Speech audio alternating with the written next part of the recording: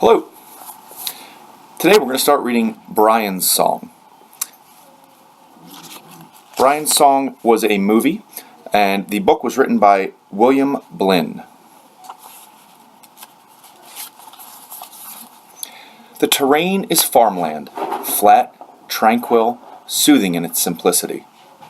This is the story about two men, one named Gale Sayers, the other Brian Piccolo.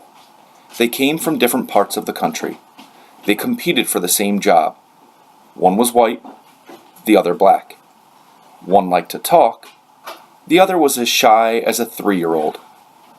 Our stories about how they came to know each other, fight each other, and help each other. Ernest Hemingway said that every true story ends in death. Well, this is a true story. I'd like you to press pause in a moment after I ask this question. What do you think it means, well, this is a true story?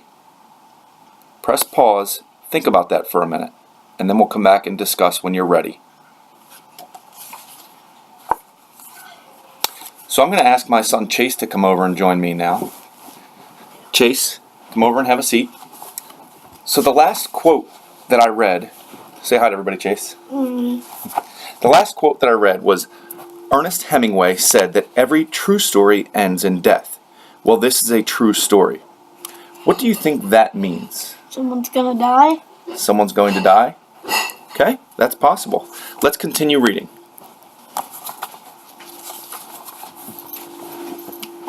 At the training camp of the Chicago Bears, on a practice field, the Bears are going through the various routines and exercises. Defensive linemen scuttling crab-like back and forth as a coach switches a ball from hand to hand. Men working on the blocking shed, throwing their bulk against the padded metal arm. Players negotiating the rope framework, some alternating, crossing over, others hopping from square to square. You can hear the sounds of men under strain, struggling for breath, grunting with effort as they bear down. A football is teed up for a place kick. It is booted. The kicker's foot is no more than a swift blur. The ball is booted to where we see Gale Sayers is standing by the driver's side of a cab, his suitcase next to him, writing on the cab driver's clipboard. Sayers is in his early 20s, his handsome face, normally enigmatic, guarded. He's dressed in slacks and sport coat, but even in this kind of civilian garb, it doesn't take a practiced eye to note the lean, hard compactness of a born athlete. Gale pays the cab driver. "Heads up! Look out!" calls a voice. Gale looks toward the sound of the voice, just in time to react to the football hurtling down toward him. He gets a hand up and slaps it away over the cab. The driver shoots an unfriendly look toward the field as he drops the car into gear and drives off. Gale walks across to the other side of the road to get the football. Gale turns to throw the ball to the young man now approaching him. He's wearing a Bears sweatshirt, workout shorts, football cleats. This is Brian Piccolo. Early 20s, with a smile that comes easily and nicely, though it's not something he ever uses.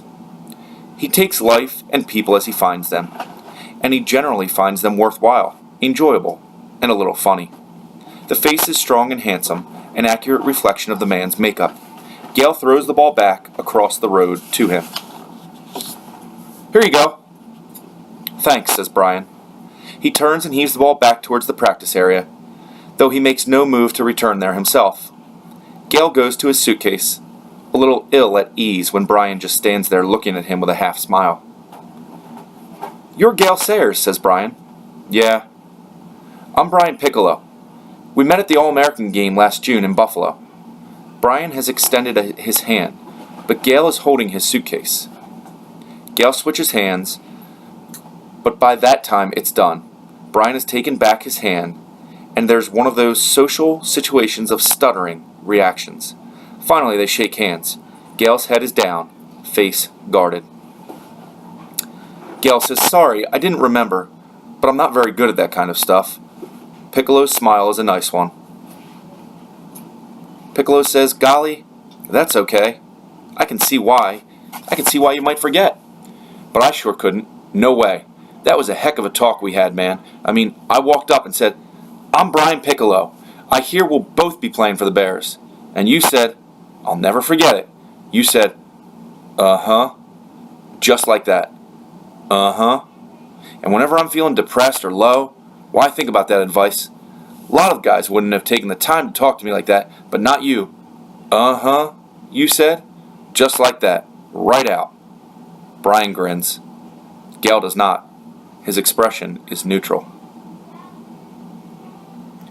Gale says, where do I go to check in? Piccolo's smile goes. The total lack of reaction from Gale is puzzling. He nods toward one of the buildings. That building over there. That's where Halas is. Thanks, says Gale. Gale moves off for the building. Brian stands there a moment, looking after him thoughtfully. Brian says, hey. Gale stops, looking back. Gale. What? You ever meet Halas before? I talked to him on the phone a couple of times. That's all, says Gale. Brian's manner is calm and pleasant. Helpful. Well, look. Let me give you a little hint. He's a good guy, but he's deaf in his left ear, and he's too vain to admit it. So stay on his right-hand side, or he won't hear a word you say. Gale. Okay. Thanks. Rookies have to stick together, man, says Brian. Now I'd like you to pause and think again. Think about if you were Gale Sayers and you were going to go in to meet George Halas, and Brian had told you that he was deaf in his left ear, so you always had to be on his right side. What would you do? Hit pause, think about it for a moment, and when you're ready, come back and we'll hear from Chase about what his thoughts are. Have a seat, Chase. Chase is back. Sit up, Chase, so everybody can see you. Alright, so if you and a buddy were talking about somebody that you were going to meet, and they told you that he can only hear out of his right ear, what would you do when you went in to meet that man?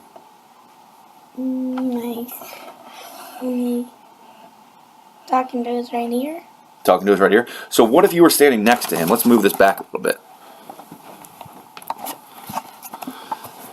So suppose I'm that man. Where would you want to be? Right there?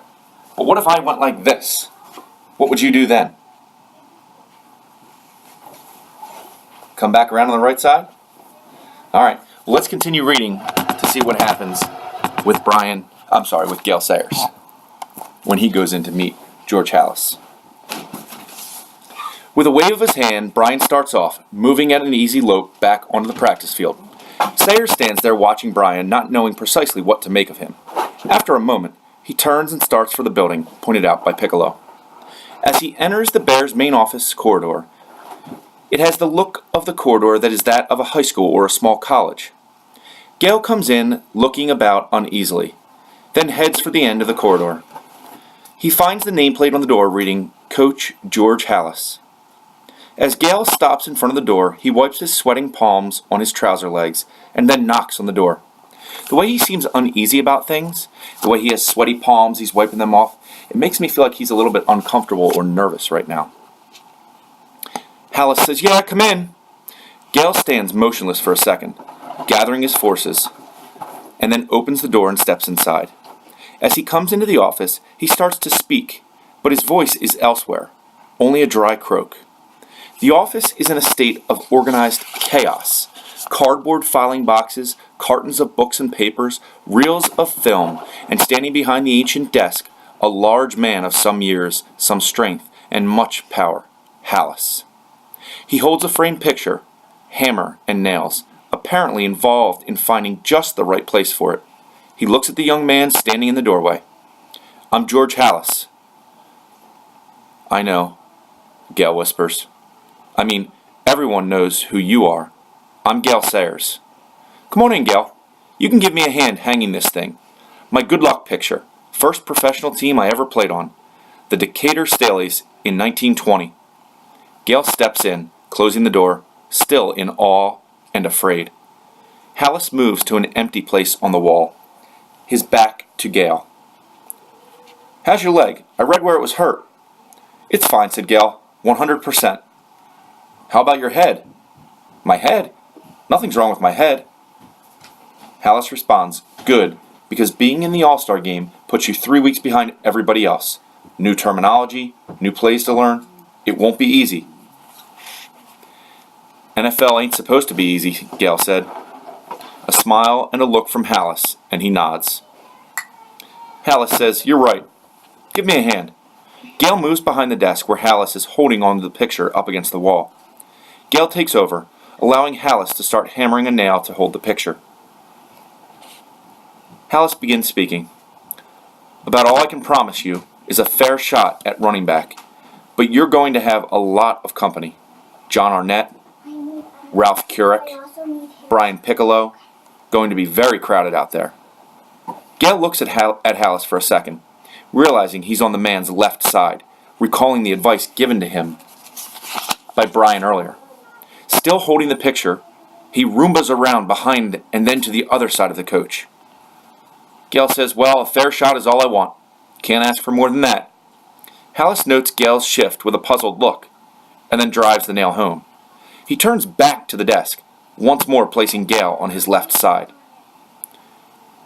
Hallis says, "We plan to use our backs a good deal as receivers this year.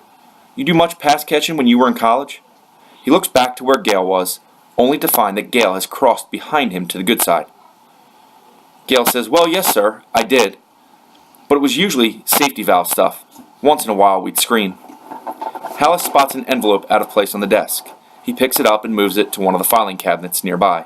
He opens the drawer and puts the envelope in. Hallis replies, "Well, I generally prefer to get it back into the pattern, unless the other team has a tendency to blitz.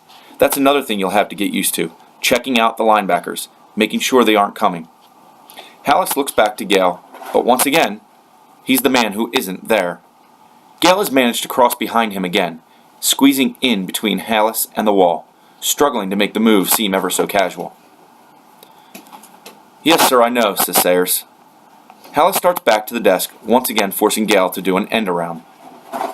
"So if you're George Hallis, and Gale keeps moving from one side to the other, moving around the room, changing his position, what are you thinking about that?" Gale continues, "And especially on teams like the Cardinals, I guess." "Darn it, Sayers," says Hallis, exasperated. "What's the matter with you?" Gale responds, I don't know what you mean." Hallis continues, "I know you've got moves, but you don't have to show them to me now.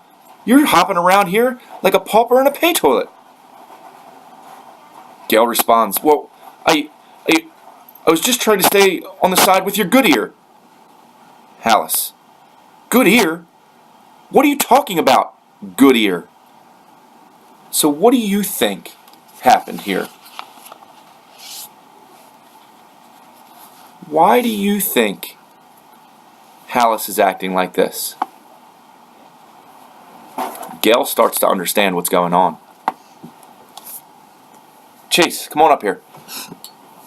Swallow your goldfish." Chase is eating a snack here while we're reading. "Chase, what do you think's happening here?" Brian. Look at the camera. Brian's lying. Brian's lying? So what do you think he did? Did that so he would get mad and then he wouldn't be on the team so he couldn't play his position. Possibly. Alright. Let's see what happens here. Hey, come here. Well, Brian Piccolo told me that he said, Hallis waits for the sentence to end, but it's not going to, for the realization is slowly dawning on Gale that he has been had. He mulls telling Hallis, but that's only going to make him look sillier. Gale struggles to manufacture a smile as Hallis stares at him. That's where we'll end for today. We'll pick back up with another portion of the story later. Hope you've enjoyed it. I look forward to learning more about this story.